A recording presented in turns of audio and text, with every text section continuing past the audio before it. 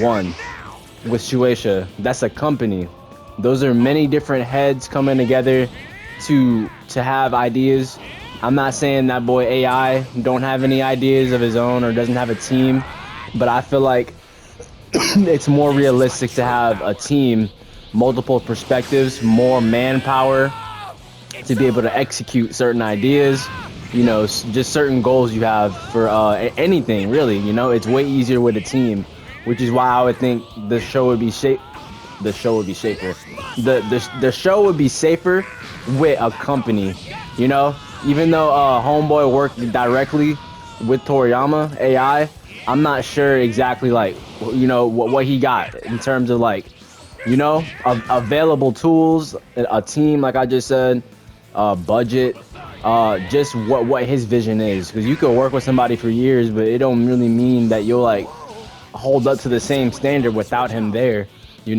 Like I guess you have a better idea of what his vision would actually be as an artist, but it's like like I said, versus the team, I don't know exactly the relation that Shueisha had with Toriyama, but it's like who knows? I don't know, because it could go either way, like I said, because then I'm gonna think about the company, the negative for the company, right? They could really be in it for the bread, because they gotta, like I said, we talking about bigger team, bigger budgets, all that.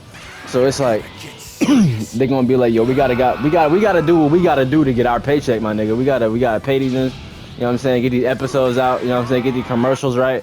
Like they might be thinking it from that perspective. And AI, bro, he actually might be doing it for the art for real. And I don't want to assume that he doesn't have the capability or the vision to carry on his legacy.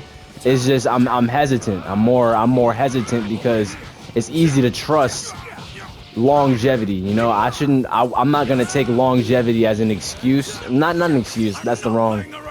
But I'm not gonna take it as a reason why they deserve something. Like I don't know either. I'm not really sure what kind of involvement, what level of involvement, that each entity, each party had in these shows that we got. Like Super, what GT, all them episodes. You know what I mean? How much is Z? I don't know. I'm not gonna lie. I like the fights. I'm one of them niggas. I like the fights of the show. That's really as far as I'll go, in terms of what I want to learn of the show. I'll do my own type of lore delving into. I don't really like look at videos about it anymore. I just play the game, watch the show. But I ain't even watched Daima. I don't feel like that was for me. But anyway, it's like, bitch ass boy, look. Anyway, yeah, I don't really think, we should like us adults, anyone over 18, you shouldn't hold Dragon Ball to the same standard going forward in terms of like what they're gonna put on the screen, because I don't think it's really gonna be appealing for original Dragon Ball fans, like Dragon Ball Z fans, I should say, because I feel like, in my opinion, this is my opinion, a lot of the fans came during Z, because I was introduced to Dragon Ball Z whenever Raditz came to Earth, nigga. That was my introduction to Dragon Ball Z, and on a video game at that. I learned the story through Tenkaichi. It's a little story. It's a lore. Dumbass boy. It's a little lore to it, but you know what I'm saying? My point is, who knows what's gonna be happening going forward with Dragon Ball, and I feel like we shouldn't really hold them, like I said, to whatever comes next, bro. Because Daima was a surprise for me. I thought we was gonna see Black Frieza and shit. I thought we was really gonna get a conclusion, some kind of closure, I guess. Not even closure, but just like, you know what I'm saying? My boys is back. I'm trying to see what they on. You know what I'm saying? And it's like the fact that they kind of went backwards. They kind of retconned GT. So no, not even retcon. They made it canon pretty much in their own way. I feel like, me personally, I honestly feel like, if I'm being real, there was them buying time for them to really close the story out, because that's even what I saw. Can't remember where I saw these words that I'm talking about, but they pretty much said that they need some time to be able to close the series out the way it should be. And I feel like that's low-key what Diamond was supposed to be, just like, kind of buying time, even though that was like really the last piece of work that he was involved in directly.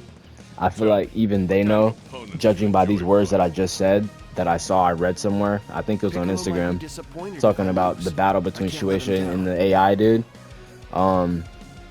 Yeah, bro. You know, I think they were just buying time to really close this out, because I don't think you could really like keep it going without the OG.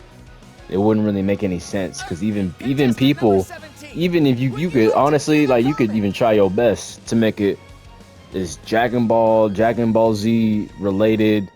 You could have all the goddamn homages in the world. You can make it, bro, on point. Somebody would find a reason why it's not like, you know, Toriyama's work.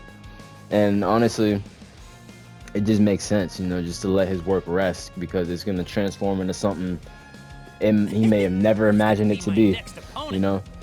And luckily they said that they want to get their family involved in the matter moving forward with how they're gonna handle his, you know, creative property. But yeah, bro. Let me know what y'all think about that, bro. Like, I don't know if everybody agrees with, you know, the company having it, or the dude who worked closely with Toriyama to pretty much get the rights. But yeah, let me know what y'all think about that, bro, because I think this is kind of, it's interesting to me how fast it could flip. That boy just dipped, you know what I'm saying? And now we here. But yeah, like I said, long live Toriyama, bro. Dragon Ball Z, it's fire. Except that fuck nigga I just fought. That boy just spamming Kamehamehas, and I just did a whole video while whooping his ass, bro. Anyway, bro.